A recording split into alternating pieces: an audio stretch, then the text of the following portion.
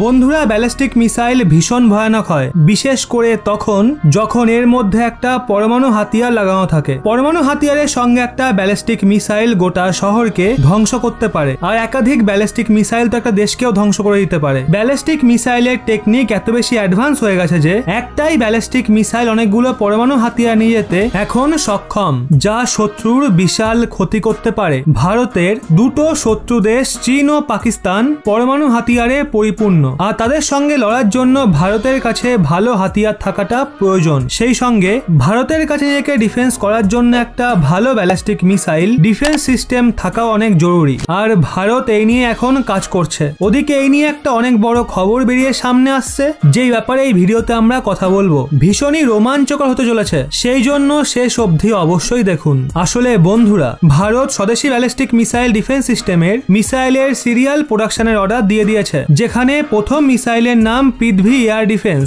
এবং অপর মিসাইলের নাম advance air defence. Prithvi air defence high altitude ইন্টারসেপশনের জন্য বানানো হয়েছে, যেখানে advance air defence missile low altitude ইন্টারসেপশনের জন্য বানানো হয়েছে। বন্ধুরা, এই দুটো মিসাইল একসঙ্গে মিলে ভারতকে ভীষণ শক্তিশালী ব্যালিস্টিক মিসাইল ডিফেন্স ক্ষমতা প্রদান করে, যার জন্য ভারত ব্যালিস্টিক মিসাইল এবং সেগুলোর দ্বারা করা পরমাণু হামলা থেকে নিজেকে সুরক্ষিত রাখতে পারে। ভারতের ব্যালিস্টিক মিসাইল ডিফেন্স সিস্টেম বিশ্বের সবচেয়ে কিছু শক্তিশালী এবং অ্যাডভান্স ব্যালিস্টিক মিসাইল সিস্টেমের মধ্যে একটি হতে চলেছে। এটা ভারতের 140 কোটি মানুষের সুরক্ষা করবে, সেই সাথে এটাও সুনিশ্চিত করবে পরবর্তীকালে কোনো সিচুয়েশনেই চীন ও পাকিস্তানের পরমাণু হাতিয়ার ভারতের ক্ষতি করতে পারবে না, আর ভারতের কাছে সর্বদা একটা অ্যাক্টিভ ব্যালিস্টিক মিসাইল শিল্ড মজুদ থাকবে। নিজের ব্যালিস্টিক মিসাইল এয়ার ডিফেন্স সিস্টেমকে আরো বেশি মজবুত করে তোলার জন্য ভারত এখানে দুটো ফেজের ব্যবহার করেছে, যাতে এটাকে আরো বেশি সক্ষম ও কার্যকর করে তোলা যায়। প্রথম ফেজে আমাদের পৃথ্বী এয়ার ডিফেন্স মিসাইলের ব্যবহার করা হয়,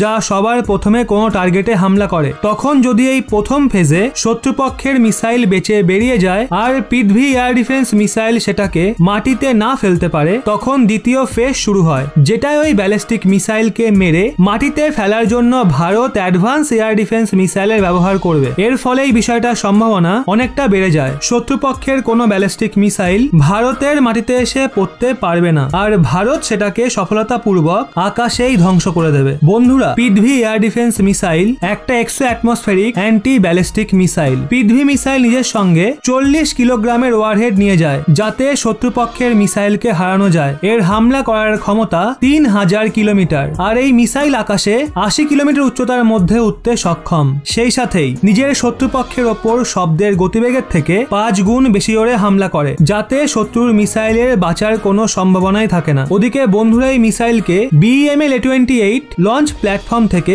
লঞ্চ করা যেতে পারে। ভারতের স্বদেশী ব্যালিস্টিক মিসাইল ডিফেন্স সিস্টেম বিশ্বের কিছু উন্নত মিসাইল ডিফেন্স প্রণালীর মধ্যে একটা হতে চলেছে। বন্ধুরা, এই ব্যালিস্টিক মিসাইল ডিফেন্স সিস্টেমের ফেজ 1 কে 2023-এর শেষের মধ্যে অপারেশনাল করে দেওয়া হবে। এখন যখন এর মধ্যে ব্যবহৃত হওয়া দুটো মিসাইলেরই সিরিয়াল প্রোডাকশনের অর্ডার দিয়ে দেওয়া হয়েছে, তখন সেটাকে অপারেশনাল করার কাজ আরো দ্রুত করা হবে। আগামী কিছু বছরে ব্যালিস্টিক মিসাইল ডিফেন্স সিস্টেমের ফেজ 2ও তৈরি হয়ে যাবে, আর তখন সঠিকভাবে ভারত নিজেকে যে কোনো ধরনের পরমাণু হামলার থেকে বাঁচানোর ক্ষমতা রাখবে। কিন্তু বন্ধুরা, এখানে সবচেয়ে বড় প্রশ্ন এটা ওঠে, যদি ভারত 2023-এর শেষের মধ্যে নিজের স্বদেশী ব্যালিস্টিক মিসাইল ডিফেন্স সিস্টেম অপারেশনালাইজ করে দেবে, তো ভারত $5.4 বিলিয়ন দিয়ে রাশিয়ার থেকে 5টা রেজিমেন্ট S-400 ডিফেন্স সিস্টেম কেন কিনলো? তো দেখুন, এর অনেক কারণ রয়েছে, কিন্তু যদি আমরা এখানে সবচেয়ে বড় কারণের কথা বলি, মানে ভারতের ওপর চীন ও পাকিস্তানের দিক থেকে অনবরত বিপদ আসছিল, আর ওই বিপদের সঙ্গে মোকাবিলা করার জন্য